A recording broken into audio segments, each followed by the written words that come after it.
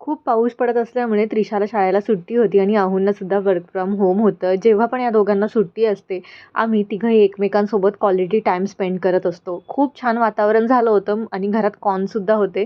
तर अहो म्हटले, की आज आपण कॉर्न भाजूया घरामध्येच, कारण बाहेर जाऊ शकत नव्हतो.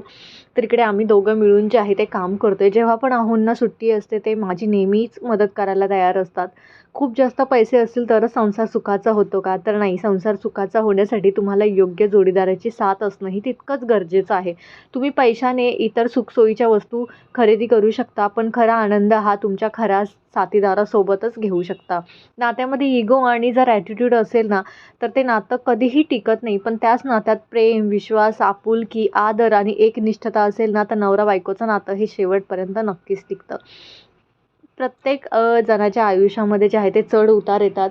पण एकमेकांना दोष न देता तुम्ही एकमेकांचा हात घट्ट धरून त्या संकटांना सामोरे गेलात ना, तर कोणतंही मोठं आवाहन तुम्ही असंही पेलू शकता. त्यासाठी तुम्हाला एकमेकांची साथ शेवटपर्यंत देणं तितकंच गरजेचं आहे.